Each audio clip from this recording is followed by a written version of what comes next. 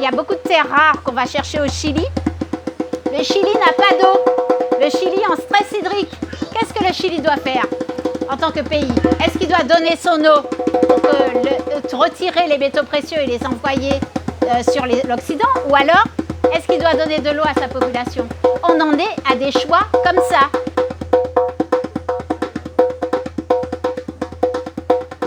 Et chez nous,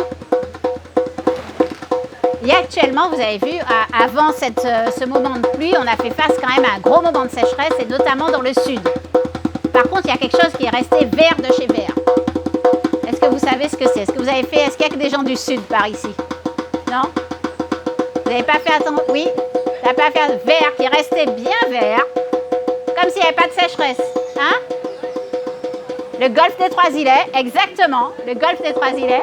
Il y a encore autre chose qui est resté bien vert. Des cultures, je vous aide. Des bananes, exactement. Les bananes sont restées.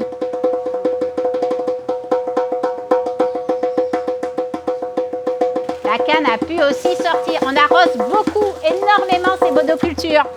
Mais quand on aura un problème d'eau, qu'est-ce qu'on va faire? Quand on aura un problème, on a déjà un problème d'eau en Martinique. Hein. Quand on aura un problème d'eau existentiel, qu'est-ce qu'on va faire avec notre eau?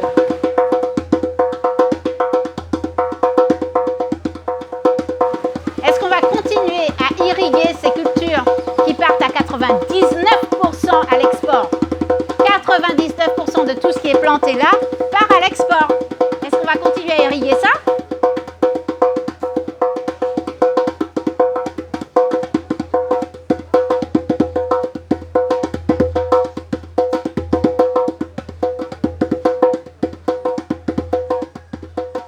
Et là, nous allons réaliser une conférence la plus interactive possible. Alors, ça veut dire que je vais vous poser des questions et puis on va interagir ensemble sur le thème du climat et pas que, et de la reliance au vivant. Comment vous voyez dans 10 ans ou dans 5 ans? Oui, vas-y. Si je me projette dans 5 ans, moi je me dis que ce sera le gros plongeon. C'est-à-dire que, vu l'état de la société actuelle, les choses ne vont pas s'améliorer.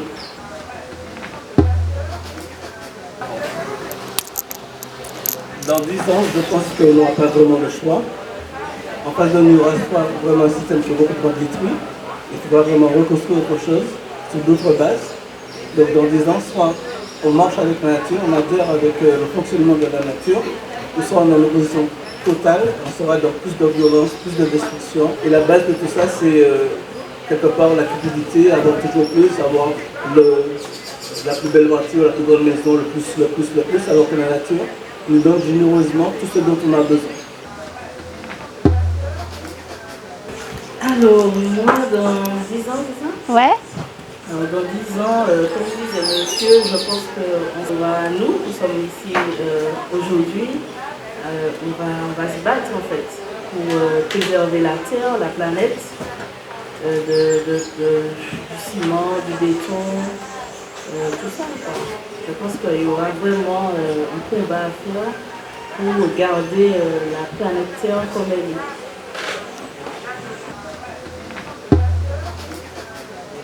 Je pense d'abord dans 10 ans aux enfants, à mon fils, mes filles, pouvoir les mettre au contact de la nature précocement, essayer de leur enlever leur peur, la peur du noir, la peur des bébêtes, la peur de l'eau, de beaucoup de choses pour qu'ils se rendent compte qu'en fait que bon voilà, cette nature va les accueillir et il faut qu'ils collaborent avec elle pour le meilleur.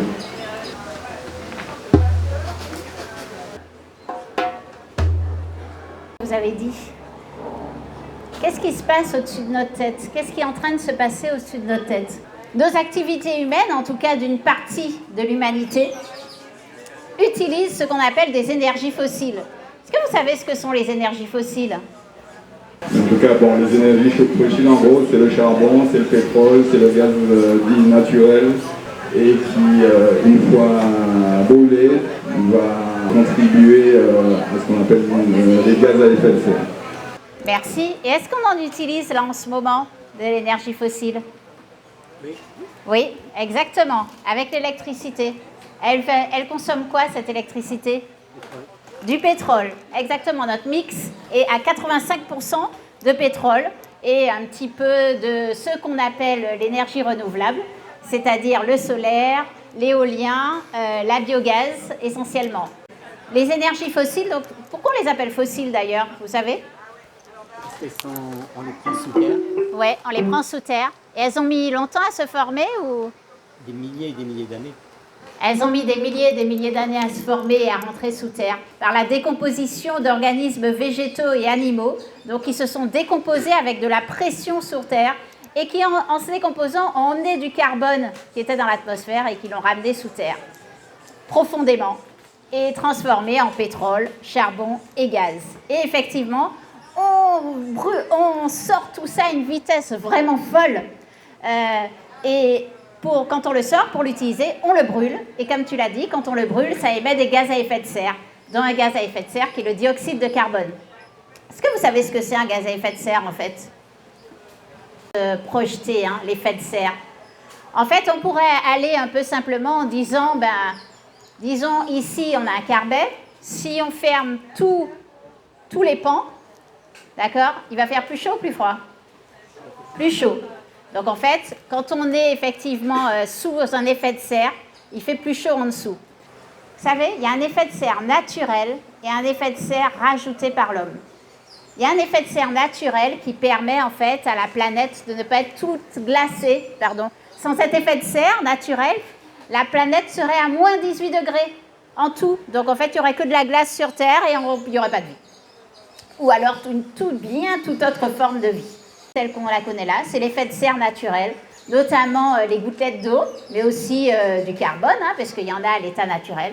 Ça a permis en fait de maintenir la Terre à une température moyenne de 14 degrés. Est-ce que vous savez la différence entre température 14 degrés, moyenne de la Terre, et puis dehors il fait 30 degrés? Si je dis dehors il fait 30 degrés, c'est la température instantanée météo. Par contre, la température moyenne sur Terre, c'est la température sur tous les continents, y compris dans les océans, sur une période d'au moins 30 ans, sur une longue période. Alors pour vous représenter la dernière ère interglaciaire, les océans étaient plus bas de 120 mètres et l'Europe du Nord, par exemple, il y avait 3 km d'épaisseur de glace. Donc la Finlande, tout ça sous la glace. Est-ce que vous avez une idée de combien de degrés en termes de climat séparaient les deux moments? 2 à 3, presque, tu n'es pas loin. C'est entre 4 et 5 degrés. Entre 4 et 5 degrés et 10 000 ans. Alors, revenons à nos gaz à effet de serre.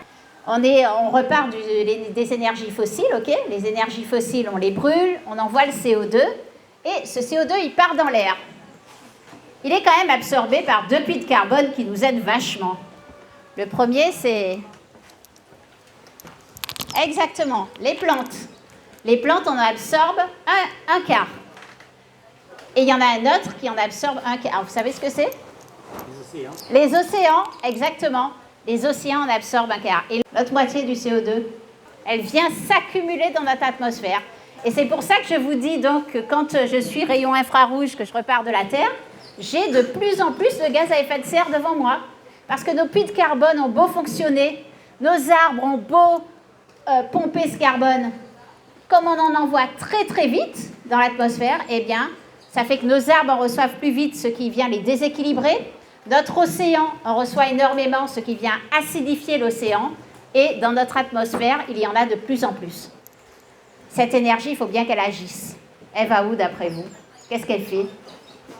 Vous mettez de l'énergie, sur une casserole. Ça chauffe, exactement. Donc en fait, cette énergie, ce qu'il faut bien comprendre, cette énergie qui reste piégée sur Terre, elle est absorbée en très, très, très grande majorité, 91% par nos océans. 91% de l'énergie qui reste piégée sur Terre est absorbée par nos océans. 5% est absorbé par nos sols. Et ça, c'est très important ici, parce que qu'est-ce qui se passe pour nos sols, du coup? Qu'est-ce que ça leur fait d'absorber de plus en plus d'énergie? Ça les fragilise, exactement, ça les assèche, Et du coup, ils retiennent moins d'eau et c'est problématique pour la vie des végétaux, pour l'eau, pour plein de choses que l'on verra tout à l'heure. Donc c'est 1% seulement qui vient en fait réchauffer l'air. Le fait que 91% de l'énergie soit absorbée par les océans, ça a quoi comme conséquence d'après vous? Quand on chauffe, ça augmente la température de l'eau, on est d'accord? Et quand ça augmente la température de l'eau, quand vous faites, reprenons notre bouilloire, si vous faites bouillir de l'eau monte, exactement madame, l'eau monte. L'eau de notre océan monte lentement, mais sûrement. Ce sur quoi on peut agir, c'est la vitesse à laquelle ça va se faire. Ça a des conséquences, ça a notamment une conséquence très forte et très importante que l'on subit déjà ici.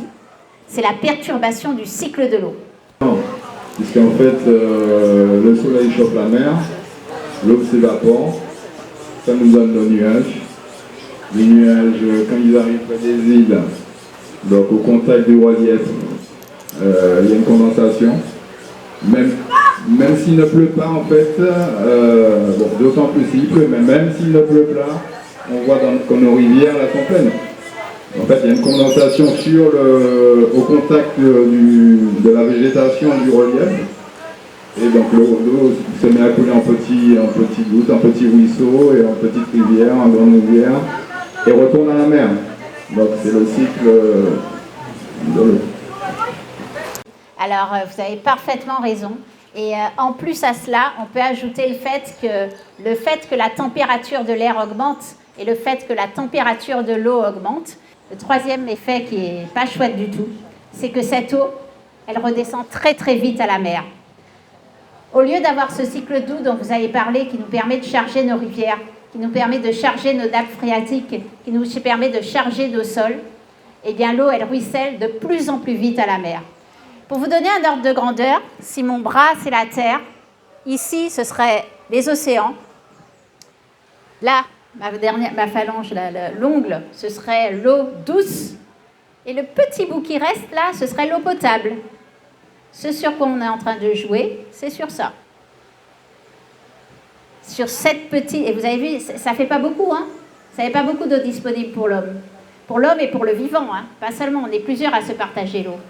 Et encore moins, une fois qu'on a atteint et qu'on parle de pollution, etc., eh bien, il en reste encore de moins en moins. Et qu'est-ce que ça vient provoquer tout ça pour la Martinique? Est-ce que vous le savez? Vous le savez? Des cyclones, oui. Des cyclones majeurs plus fréquents, donc des cyclones de force 3 à 5. Donc, et chaque année, depuis quelque temps, la NOAA prévoit quelque chose, des saisons de plus en plus intenses, avec de plus en plus de cyclones majeurs. La particularité de ces cyclones majeurs, je ne sais pas si vous avez remarqué, c'est qu'ils se renforcent très vite. Pourquoi ils se renforcent vite? Ils tirent leur puissance de quoi? De la chaleur, de la chaleur. Ouais, de la chaleur de quoi? Du réchauffement. Ouais, exactement, de la chaleur des eaux. En fait, plus il va rencontrer de l'eau chaude, et plus il va tirer de la puissance. Je ne sais pas si vous avez observé les 2 dernières années, mais ceux qui se sont pris sur la tête des cyclones 5, eh bien, 36 heures avant, c'était des tempêtes tropicales. Je pense aussi aux Bahamas en 2019 qui ont pris le cyclone Dorian, qui leur est resté 48 heures à stagner dessus. 48 heures, l'horreur de 48 heures d'un cyclone de catégorie 5. Là, c'est vraiment quelque chose de...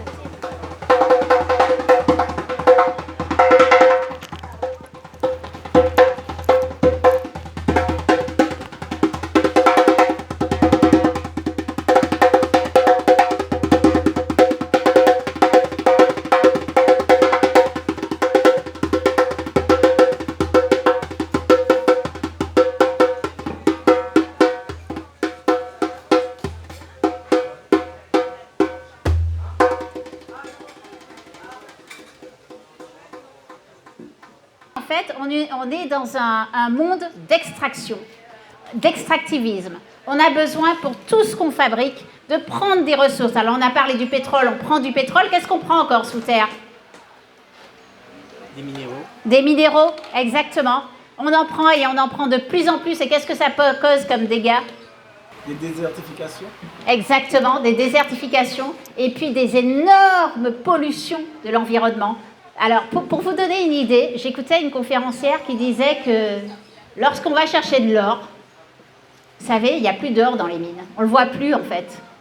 Il y a des paillettes d'or, des atomes d'or. Il n'y a même plus de paillettes d'or, il y a des atomes d'or. Et puis, on est obligé d'utiliser du cyanure. Du cyanure, en fait, pour recoller ces atomes et en faire de l'or. En fait, dans cette conférencière, elle avait une image. Non, mais vous vous rendez compte? Tout cet or, en fait, on en fait des lingots qu'on remet dans des souterrains, dans des bunkers, dans des banques. Aussi en électronique. Et on l'utilise aussi en électronique, c'est sûr. Et il y a autre chose qu'on utilise en électronique. Il y a l'air, il y a l'eau, et il y a une troisième ressource, la plus utilisée au monde. Énergie. Non. Le sable, exactement. Le sable. Est-ce que c'est le sable du désert qu'on utilise? Non. C'est pas le sable du désert. Tu sais pourquoi? Parce qu'il est trop échantillon.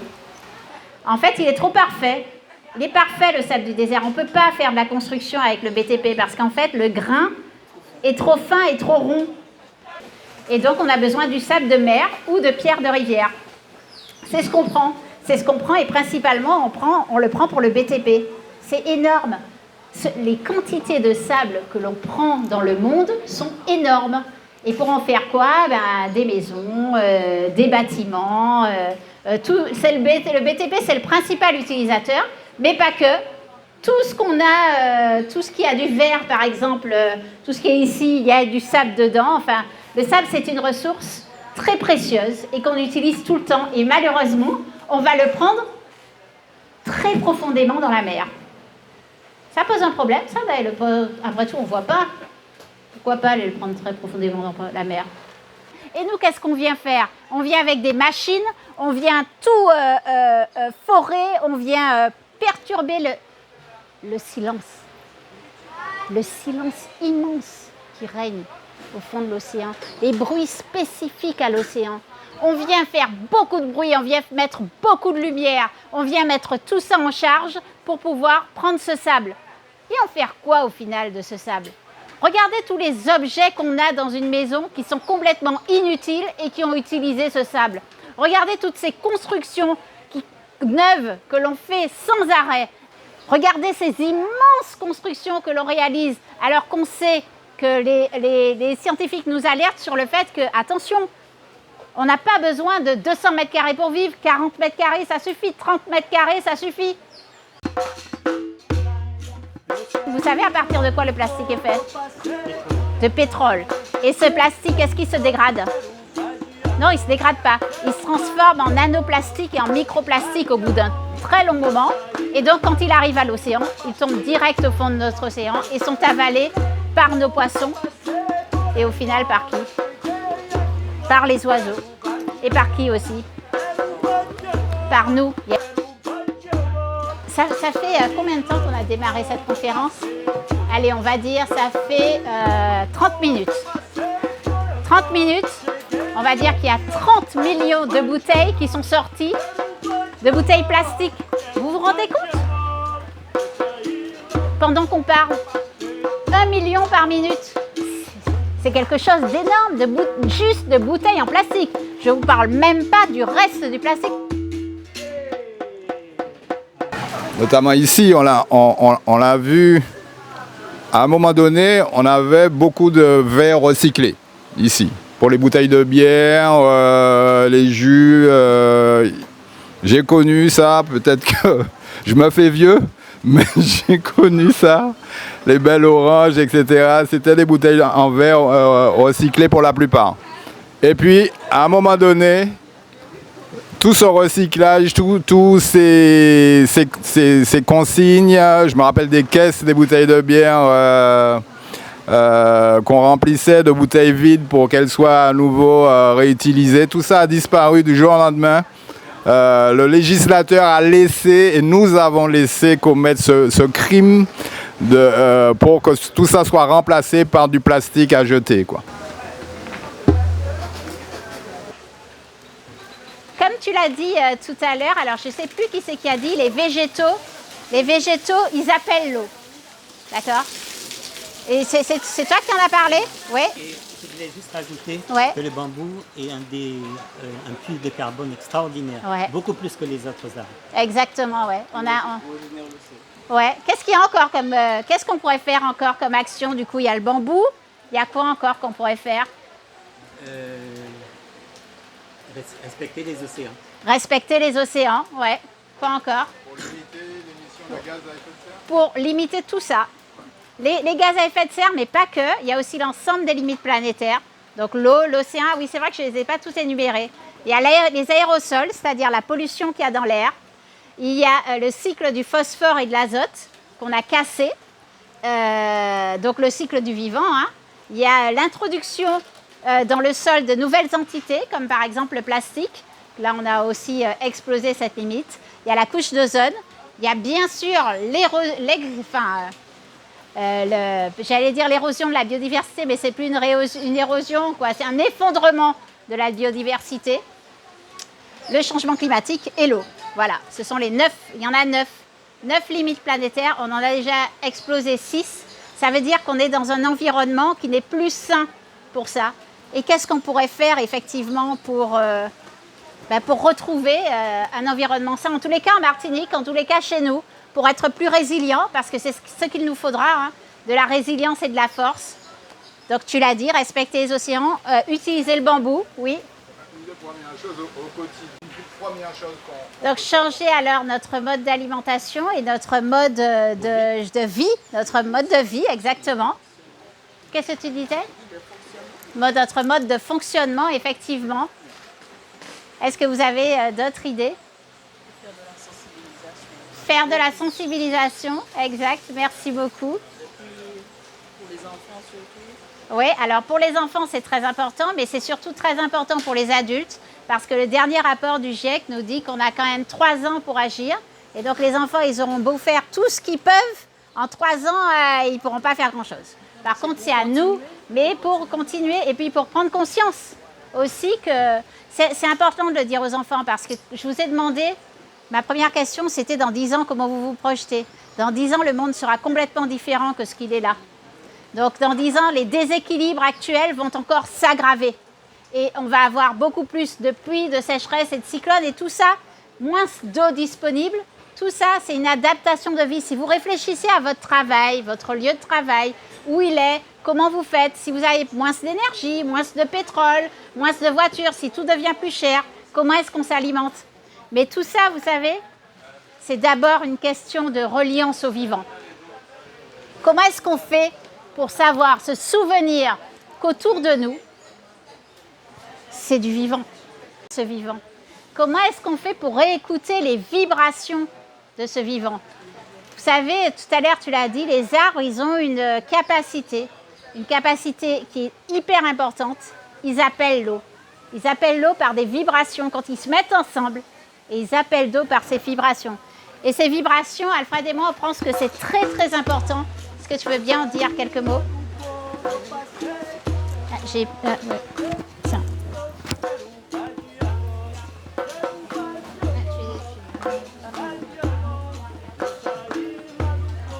Oui, en fait, ce que je souhaite dire, c'est qu'il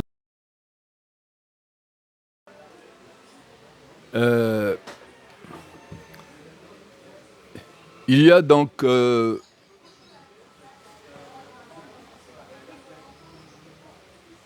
quand l'air fonctionne entre les arbres, quand l'eau coule dans la rivière, quand on observe le chant des oiseaux aussi, quand on observe les sons que font les insectes, tout ça correspond à un langage. Et ce langage-là, il est uni. En fait, il est un.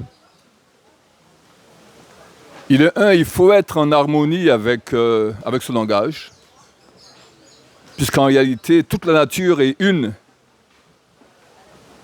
C'est pour ça qu'aujourd'hui, c'est important d'être attentif à ce qu'on vit, à ce qui se fait autour de nous, mais aussi à ce que nous pouvons proposer pour que les choses puissent changer. Parce que si on ne fait rien, on est complice de la suite des événements. Voilà. Oui. Merci. Parce qu'aujourd'hui, les gens veulent même nous empêcher d'utiliser notre corps. Parce qu'une fois qu'on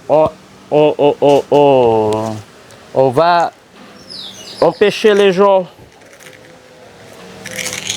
de jouer. On va empêcher les gens de danser. Les gens, ils ont honte de bouger. Ils sont mal à l'aise. Nous sommes tous venus d'une culture africaine. Et tout ça se passe par l'expression du corps. Tout est une question de vibration. Les tambours qu'on les joue, il va jouer. C'est les mêmes sons qu'on en a dans les ventres de la maman, qu'à la marche, les chœurs. C'est quelque chose de primitif dans le sens d'être les premières. Donc, Alfred Barras au tambour.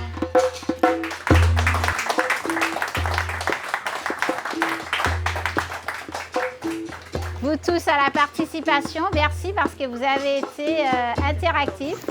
Hein? Martine Lheureux. Ouais, ok, super. C'est pas grave. Et qu'aujourd'hui, le système, il veut nous empêcher d'être bien dans notre peau.